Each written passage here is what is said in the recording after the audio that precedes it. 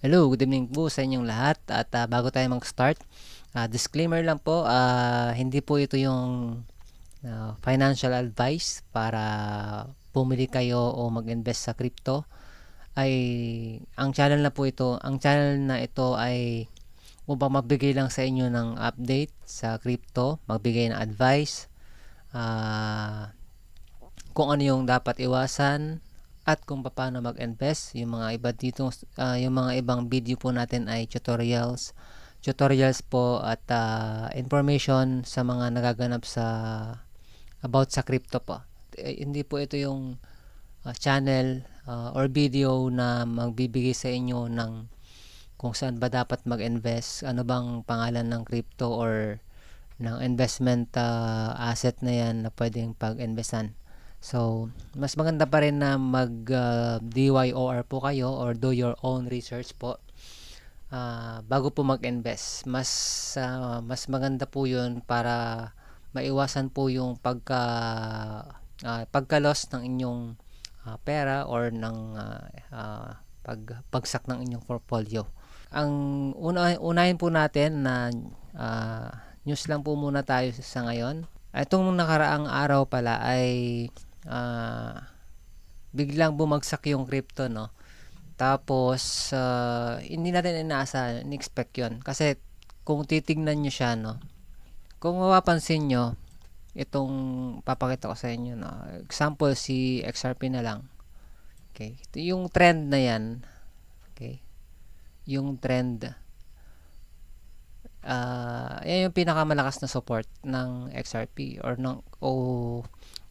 ng ibang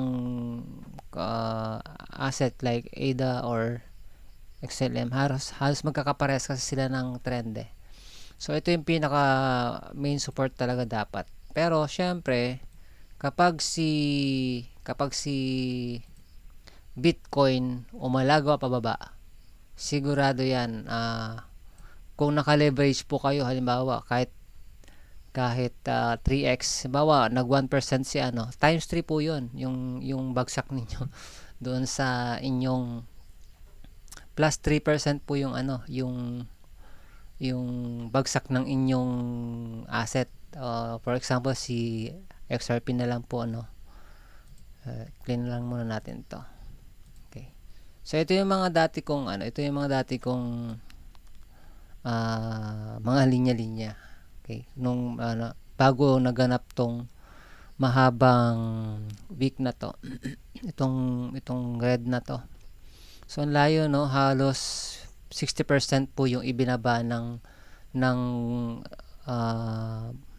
candle na to, no. So ito yung God candle pero pababa. Okay.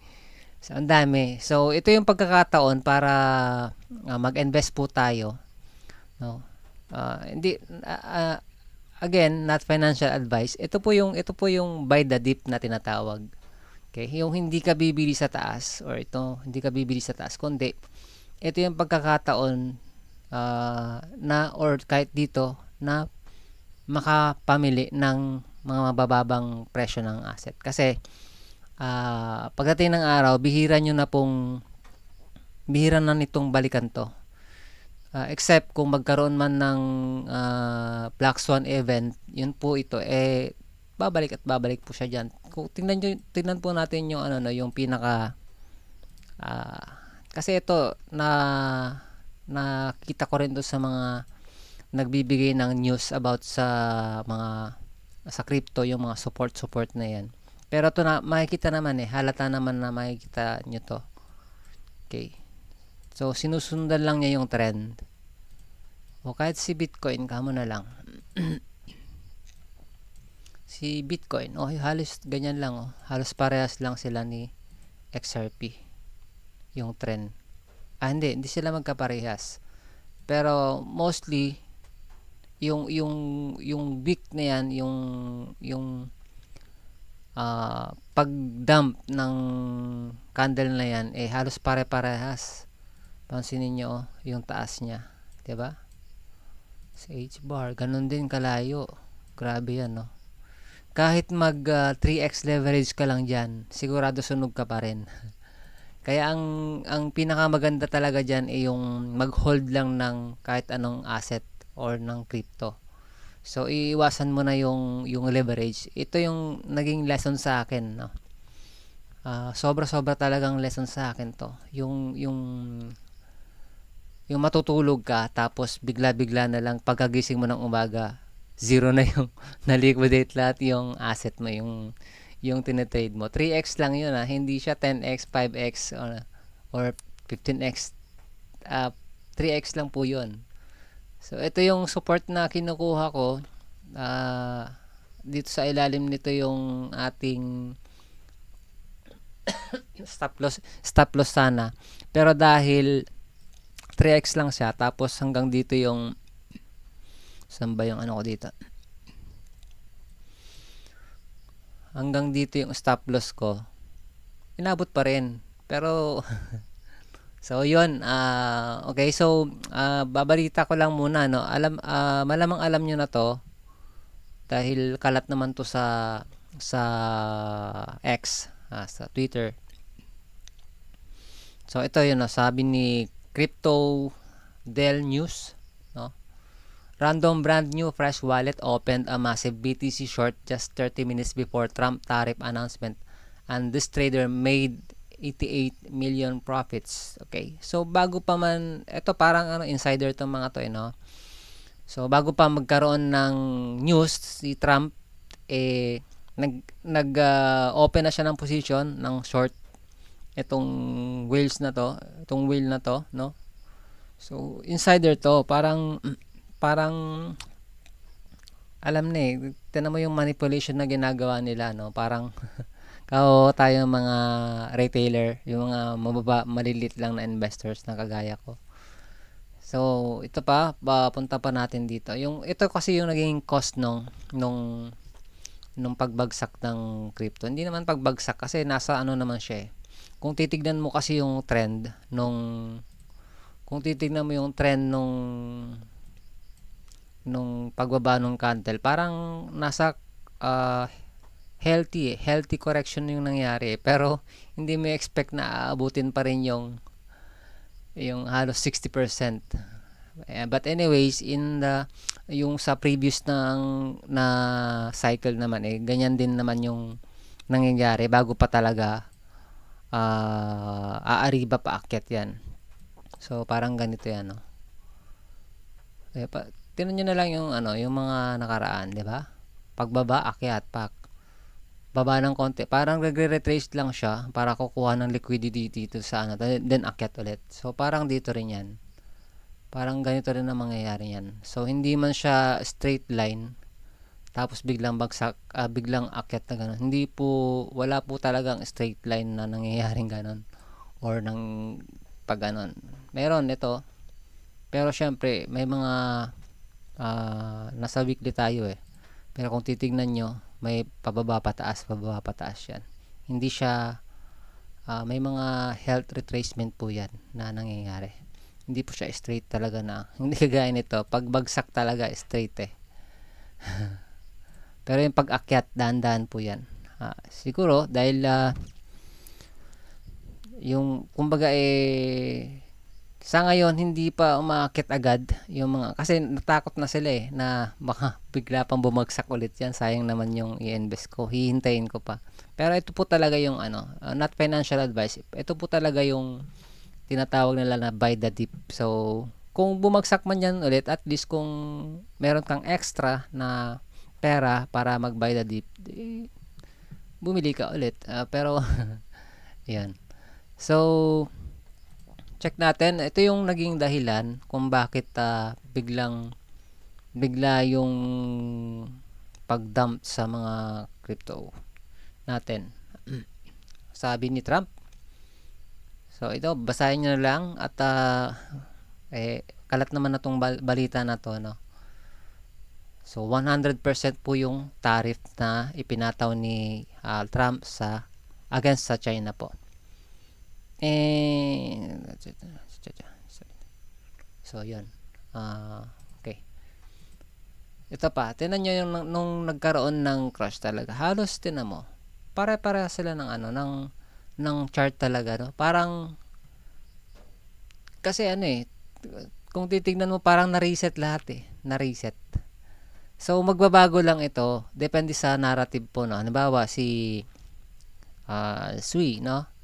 Si Sui, bawa nagkaroon ng balita na magandang balita about sa kanya. So mag-iiba to ng mag-iiba to ng takbo against sa ibang mga crypto. Ganon din po si XRP.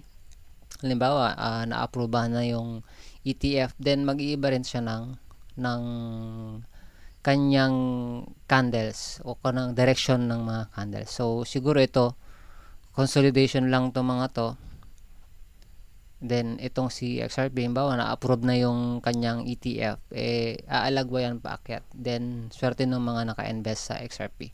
Or kung magkaroon man ng balita about kay Sui, then yun, mag-iiba rin siya ng candle. Okay? So ang point po natin diyan ay yung sa panahon na to, October po, moon member saka Bullsember po, no. Ito yung panahon na na kailangan mo lang mag-hold. Kung magle-leverage ka man or 3x, 5x, kailangan dapat maglagay ka ng stop loss. Okay? So, saan maglalagay ng stop loss? Halimbawa, sana nga wala nang mangyaring ganong event kasi tinan mo. I-pan ko lang to.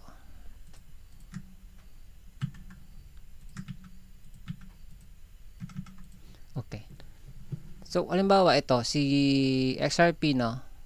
Lakayan ko lang. So, ito yung pinaka-support. Halimbawa, na tinamaan nito si support. Sa ilalim natin yung stop loss. Kasi pag hindi ka nakapag-stop loss, sigurado mangyayari sa'yo na to. Kahit pa 3x yan, 5x, tatamaan ka pa rin. So, maliliquidate lahat ng pera mo. Yun yung isang, naalala ko na naman yung lesson sa akin nung nakaraang araw, no. Sabi ko, 3x lang naman yan eh. Andito naman sa baba yung ang layo naman. Imposible naman, sabi ko, imposible namang aabutin pa yan. Pero na lang kung magka-black swan event. Kino-consider kasi ng iba yung sa tariff ng US against China as black swan kasi para at ginamit din yan ng mga big whales para magdump po ng kanilang Bitcoin. Masasabi natin si Bitcoin kasi syempre siya yung nagdadala ng mga kakriptohan natin, no? Pag umakyat yan, aakyat din yung ating asset na yung mga mid cap, lower caps na crypto po, no. Depende po sa Bitcoin dominance. So yun po yung naging dahilan, no. At may papayo ko, wag muna munang mag high leverage or kahit 3x man yan. So pagka magkaroon man ng mag-open man kayo ng position na may leverage, ugaliin po natin na sa ilalim po ng support yung stop loss natin. Then itong bull run na to, sana nga may bull run pa, ugaliin nyo rin na maglagay ng profit, take profit po, yung TP. Sa susunod na mga video po natin, sasabihin ko, share ko sa inyo kung paano ba namin measure yung target ng pagte-take profit. But anyways, sa bull run kasi, hindi naman po siya actually, hindi mo talaga malalaman kung hanggang saan itataas yung asset na pinili mo. So, depende po yan sa narrative, sa good news about sa isang crypto na inyong ininvestan. Tingnan nyo naman si President Trump na mayroon tayong pro-crypto na presidente at siya, isa pa yun sa pinaka malakas ang ekonomiya sa buong mundo, no? So yun po yung sinusundan kasi ng halos buong mundo po kung ano yung sa ekonomiya ng US. So yun, ito po yung start ng video natin para po sa updates and news about sa cryptocurrency po. Asahan nyo every day or twice a week po tayong mag-upload ng updates about sa cryptocurrencies at sa mga basic trades, kung mayroon man ako may share sa inyo na basic trading. Then advice, mostly advice po, kasi based po yun sa na-experience ng iba, experience ko bilang investor na rin po, retailer po tayo, no?